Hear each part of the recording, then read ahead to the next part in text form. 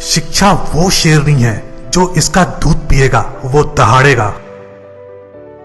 इस पूरी दुनिया में गरीब वही है जो शिक्षित नहीं है, इसलिए आधी रोटी खा लेना लेकिन अपने बच्चों को जरूर पढ़ाना। अन्याय से लड़ते हुए आपकी मौत हो जाती है तो आपकी आने वाली पीढ़ियां उसका बदला जरूर लेंगी, और अगर अन्याय सहते हुए आपकी मौत हो जाती है तो आपकी आने वाली पीढ़ियां भी गुलाम बनी रहेंगी। मैं एक समुदाय की प्रगति को उस डिग्री से मापता हूं जो महिलाओं ने हासिल की है।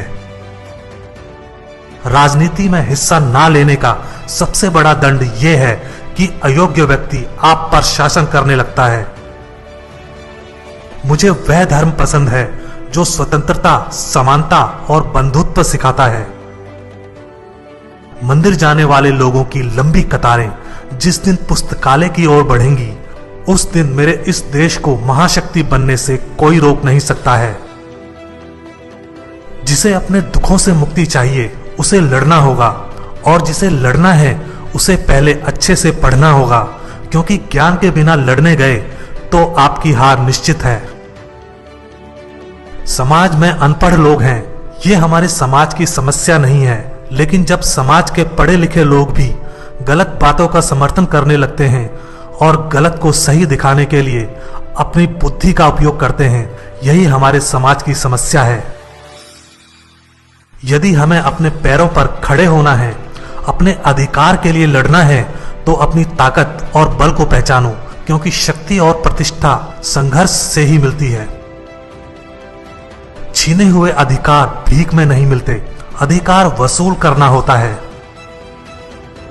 यदि आप मन से स्वतंत्र हैं, तभी आप वास्तव में स्वतंत्र हैं।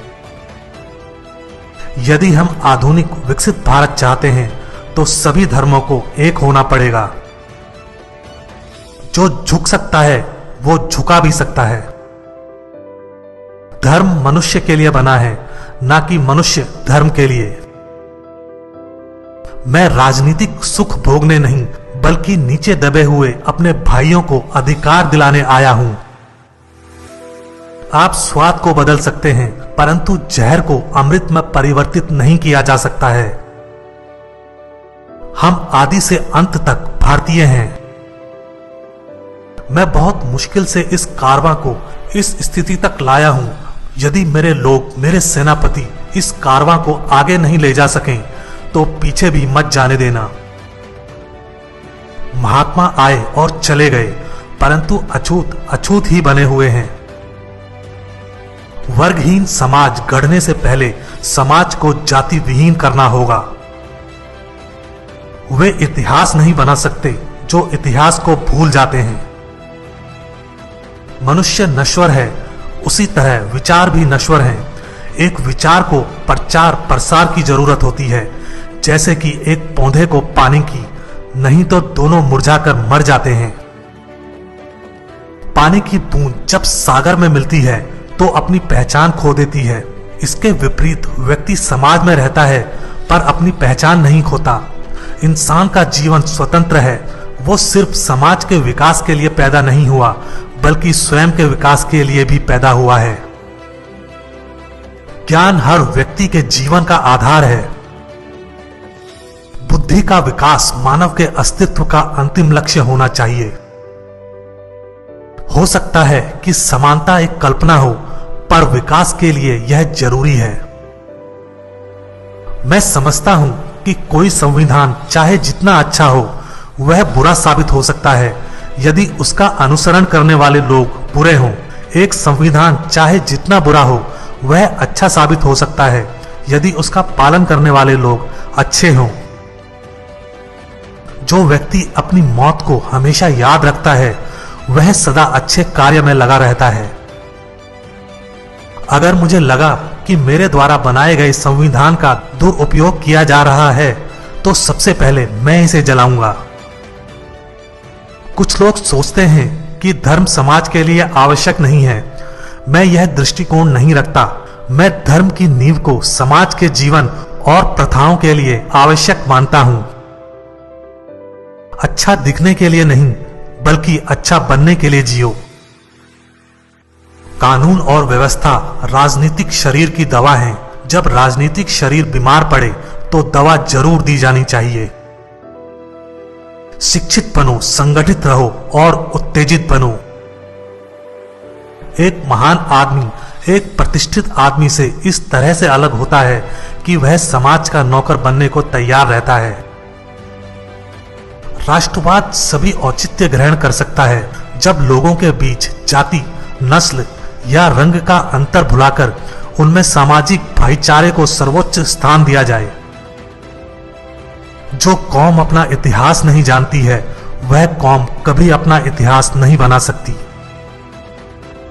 महान प्रयासों को छोड़कर इस दुनिया में कुछ भी बहुमूल्य नहीं है। एक सफल क्रांति के लिए यह आवश्यक नहीं है कि असंतोष हो। जो आवश्यक है वो है न्याय।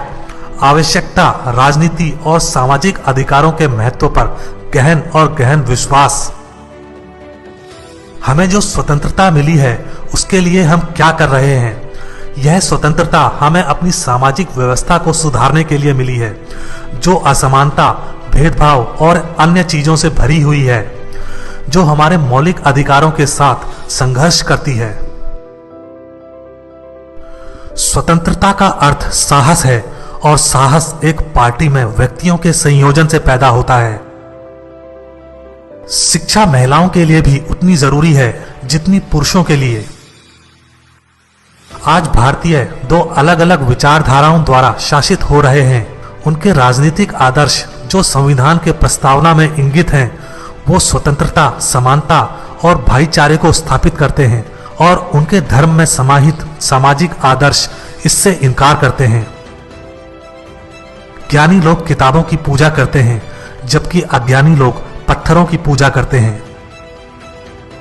मैं ये नहीं मानता और ना कभी मानूंगा कि भगवान बुद्ध विष्णु के अवतार थे। मैं इसे पागलपन और झूठा प्रचार प्रसार मानता हूं। हालांकि मैं एक हिंदू पैदा हुआ था, लेकिन मैं सत्यनिष्ठा से आपको विश्वास दिलाता हूं कि मैं हिंदू के रूप में मरूंगा नहीं।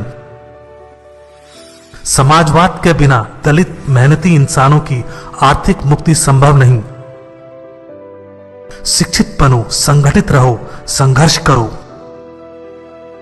समाज को श्रेणी विहीन, वर्ण विहीन करना होगा, क्योंकि श्रेणी ने इंसान को दरिद्र और वर्ण ने इंसान को दलित बना दिया। जिसके पास कुछ भी नहीं है वे लोग दरिद्र माने गए और जो लोग कुछ भी नहीं है वे दलित समझे जाते हैं।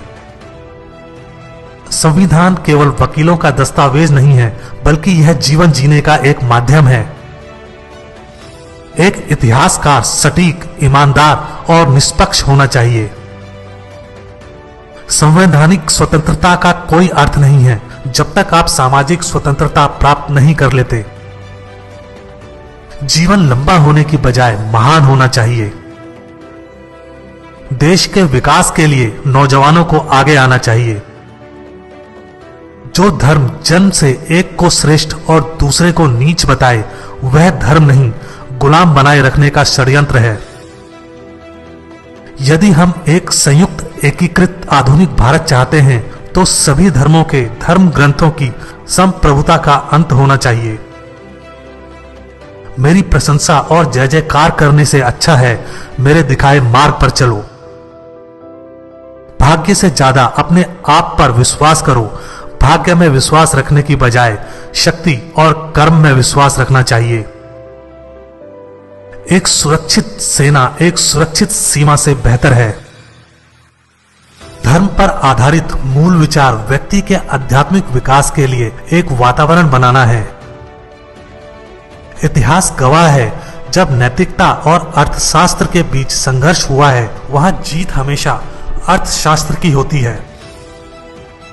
हमारे संविधान में मत का अधिकार एक ऐसी ताकत है जो कि किसी ब्रह्मास्त्र से कहीं अधिक ताकत रखता है। निहित स्वार्थों को तब तक स्वेच्छा से नहीं छोड़ा गया है जब तक कि मजबूर करने के लिए पर्याप्त बल न लगाया गया हो। मनुवाद को जड़ से समाप्त करना मेरे जीवन का प्रथम लक्ष्य है। उदासीनता सबसे खतरनाक बीमारी है जो लोगों को प्रभावित कर सकती है। देश के विकास से पहले हमें अपनी बुद्धि के विकास की आवश्यकता है। न्याय हमेशा समानता के विचार को पैदा करता है। पति पत्नी के बीच का संबंध घनिष्ठ मित्रों के संबंध के समान होना चाहिए। हिंदू धर्म में विवेक, कारण और स्वतंत्र सोच के विकास के लिए कोई गुंजाइश नहीं है।